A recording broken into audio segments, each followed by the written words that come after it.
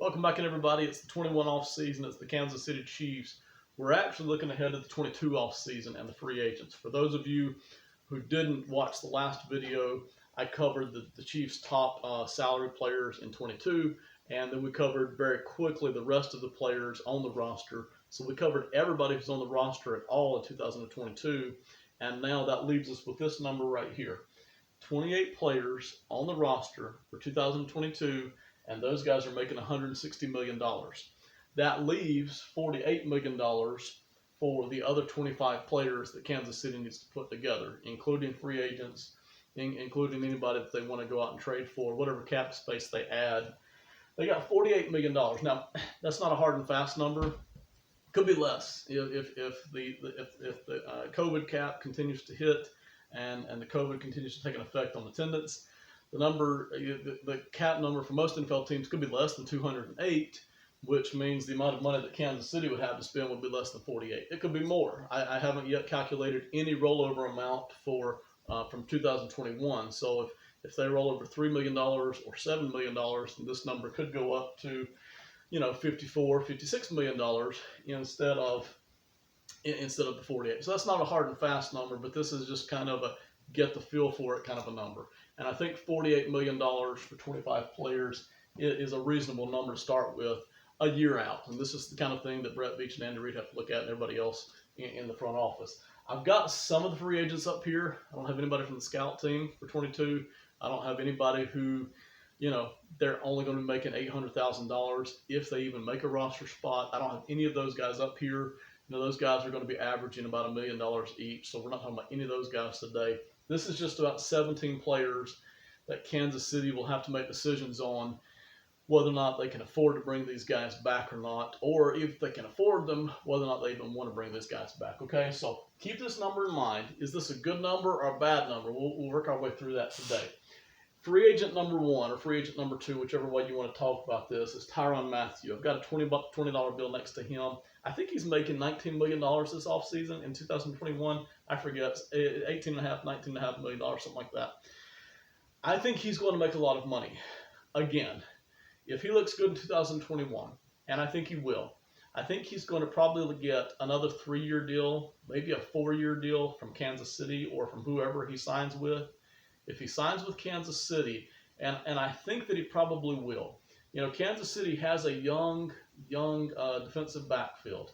They've got Ward, they've got Thornhill, they've got, I can't remember the other guys right now. They have a very young defensive backfield, and those guys are solid, and those guys are getting better, but I'm not sure yet. It's something to keep an eye on through 2021. Can they actually carry the backfield themselves without Tyron Matthew in 2022 and beyond? Or could they add a little bit of help without Tyron Matthew, maybe bring in a guy at $5 or $10 million, add that to the young guys who would have another year of improvement and have a good secondary? I'm inclined to think not. I don't like spending a lot of money on big free agents or on players, period, unless you just got to. I'm inclined to think they got to, okay? Tyron Matthew has just been so impressive for Kansas City. He's been exactly what the secondary needed. He's been exactly what the defense needed. He is all over the place making plays. Now, he's not the best safety in football. There are other NFL teams, quite a few of them, who are getting comparable play at safety and paying less for it. Some of these teams are paying $13, $12, $15 million a season for guys who are playing just as well as Tyron Matthew has been for the Kansas City Chiefs. But Kansas City doesn't have those other guys. They've got Tyron Matthew. And so I figure for now, we'll keep an eye on this through the 2021 season. We'll see if Tyron Matthew continues to look as good as he has. We'll see if the other guys make any drastic improvement that would allow Kansas City to think about maybe letting Tyron Matthew go with that big cap space. But for now, I'm inclined to think that Kansas City very much wants Tyron Matthew back. I think it's because they need him. I think they just need him there in that secondary. So while I don't think he's going to cross the $20 million mark, we'll see. Let's for now call him somewhere around $17 million, okay? $17 million cap hit for Tyron Matthew. If that's the case, and that could go up or down, that could drop down to 15. It could go up to 19. He might even cross the $20 million mark if some other teams start to express interest and Kansas City has to kind of, start to pay up for what other teams' interest is. But for now, let's just call it $17 million. That would be a little bit of a dip in cap, but they could kind of backload it and maybe get from 17 to 19 to 21 over the next 3 seasons in 22, 23, and 24. But for now, let's call it $17 million. That would drop you down to $31 million for 25 players. The number you can't get below at all is $25 million for 25 players, or $1 million per player. You cannot get below that because you can't get players for cheaper than $1 million. So, for now, Tyron Matthew's at $17 million cap hit. Let's go to the other really, really huge free agent, and that is Orlando Brown Jr., okay? It remains to be seen if he can truly hold his own at left tackle. He looked pretty good at times last year for Baltimore. I expect him to look pretty good for Kansas City this season. I expect it maybe to be a little touch and go early on, but I expect him to play well at left tackle. I expect him to want a lot of money after 2021 for playing well at left tackle. I think that's probably one of the reasons, probably one of the 2 biggest reasons why he wanted to move over to left tackle in the first place. So he's going to want a lot of money.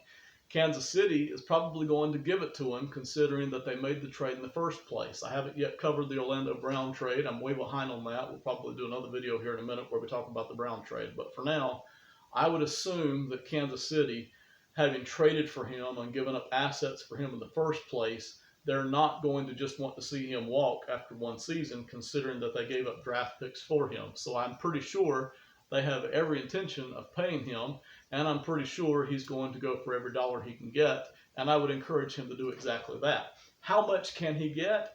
Depends on who you listen to. He could get to the upper end where he's at $20 million a season.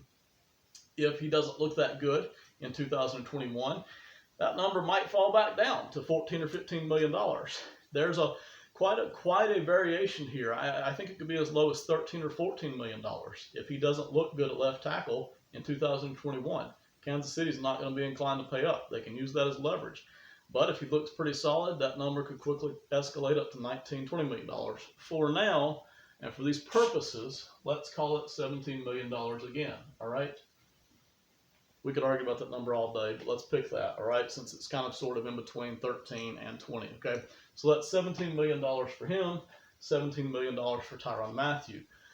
This is important. I know this is math heavy, but we have to go back and check this.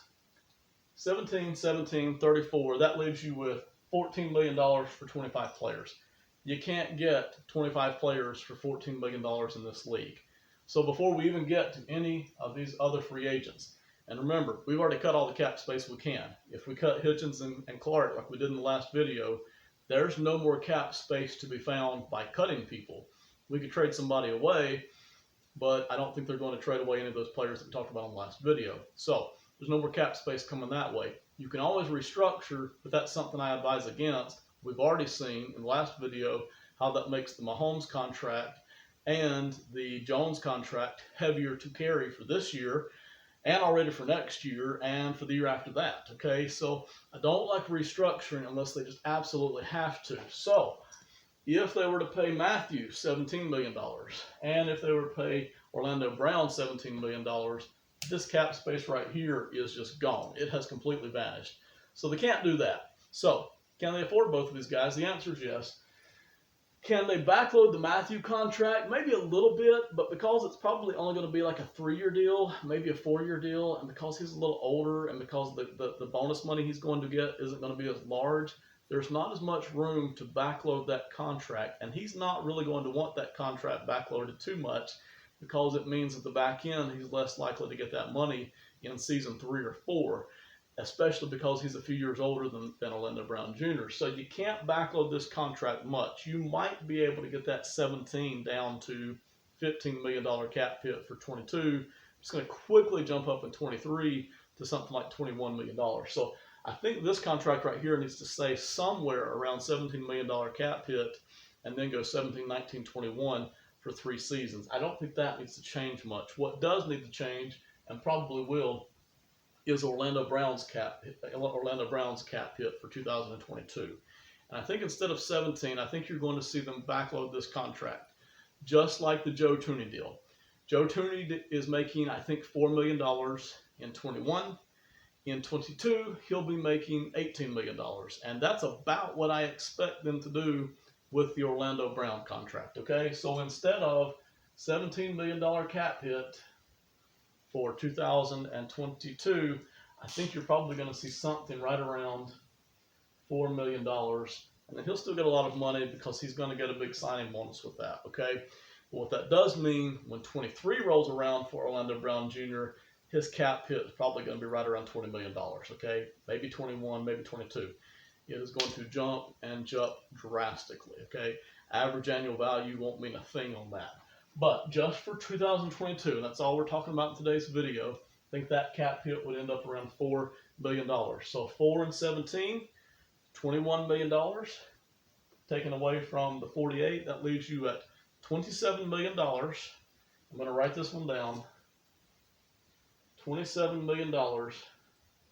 And if you sign these two guys, that's 1, 2, that would be for 23 players. And you're about out of money at that point.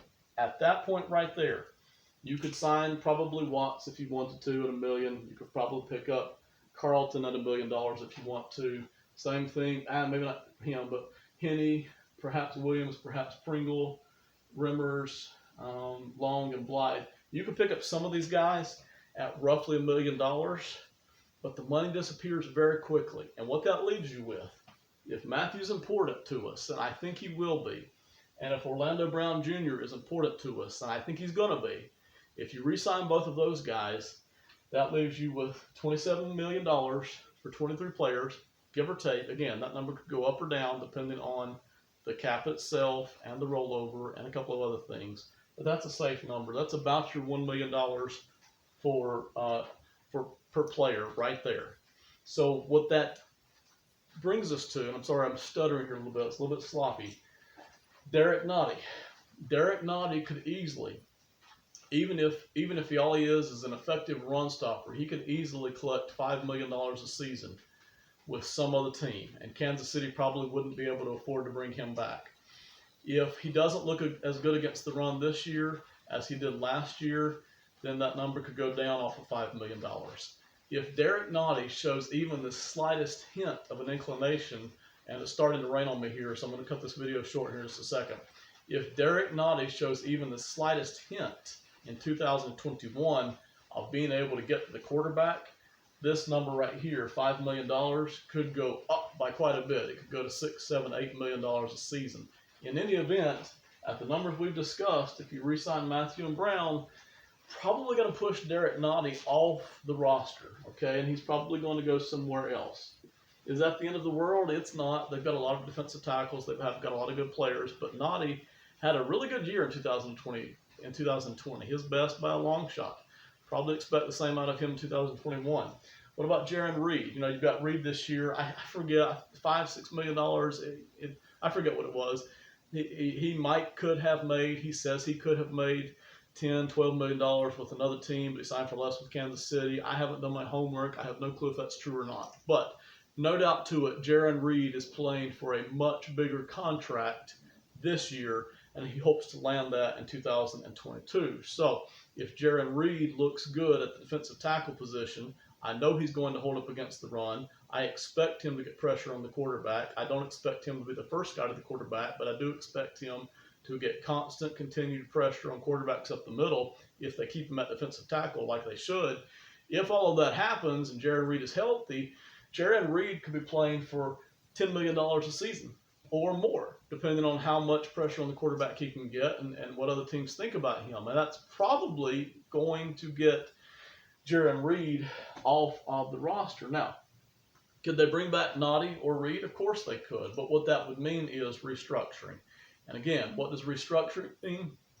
It means borrowing from future seasons. It means I want to win really badly in 2022, so I'm going to borrow money from the 23 cap and the 24 cap and the 25 cap because I really want to win in 2022. That's what restructuring means, and that's what it means if you're going to be able to want to afford Reed or Knotty assuming that you've re-signed Matthew and Brown. Now, do we have anybody else that we want to keep? Wiley is playing for a bigger contract. I think Wiley has an excellent chance at a starting job this year for Kansas City. He may not get it. There's a lot of competition this year for the starting jobs at Kansas City. I think three of those jobs are gone already. Wiley's not going to get them. It leaves him fighting for a couple of other spots. If he doesn't get it, if he doesn't get a starting spot in 2021, the Chiefs could probably bring him back in 22. Excuse me. Could probably bring him back in 22 for about $1 million, $2 million, something like that.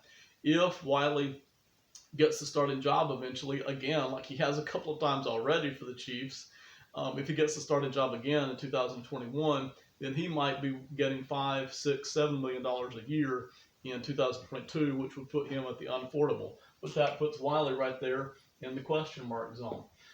Same thing for LDT. LDT, if he wins a starting job, if he looks good, he could actually be earning a contract somewhere around $5, $6 million a year moving forward for maybe 2 or 3 years. If he doesn't win that starting job, or if he wins it and he doesn't look very good, Chiefs could re-sign him for about $1 million. Again, they can afford that, so that puts him in the question mark. So those are question marks right there, but your two big question marks would be Reed and Knotty. Probably not be able to afford them. It's going to kill Kansas City. It's not. Again, they're loaded at defensive tackle. They have a lot of depth. They have excellent players at defensive tackle. It's not going to kill them, but you would kind of hate to lose both of these guys in one off season. So what you could do is not re-sign Tyron Matthew, and you could let him go, and you could use that money to get these two guys or one of these guys, or you could restructure to the tune of, say, $5 million, $6 million a season, and bring in Reed or Knotty. But again, the restructuring, it makes it harder on the other season. A lot of different ways they can go. This number right here that we started with, $48 million for 25 players, it's not a horrible number. Matter of fact, considering how good the Kansas City roster is, and considering how many good players they actually have, both on the rookie board and on the high-end salary board, they're in very good shape. They've managed themselves effectively. Are there some things they maybe could have done better? Maybe. Every NFL team has that. Every NFL team has things that maybe could have gone better and things that didn't quite work out. But they're in very good shape here. They have room to maneuver. It's not, they don't have any extra space, but it's not super tight either, okay? These numbers here will hold up pretty reasonably close to what's going to happen. They do have some decisions to make with Matthew, Knotty, Reed, and then the offensive linemen, but they're in excellent shape, okay? They've got an excellent roster. They're going to be good for the next several seasons. They're not doing what Philadelphia and New Orleans did, and that's the big thing. They're not throwing huge amounts of money, unreasonable amounts of money, trying to restructure and keep around a group of 12 to 14 players. They're trying to keep around a group of 6 players, 8 players at bigger cap spaces, and then they go down really quickly, and they're trying to find good players in the draft, and they've done a good job with that, okay? So I really like Kansas City here. We'll talk more about this, of course, in 2022. If I nerd out in 2021, we even talk about it more then, okay? This is just to give you a rough idea, looking ahead of what they may be looking at. All right, I think that's it. Thank you so much for listening. Have a great one. Bye.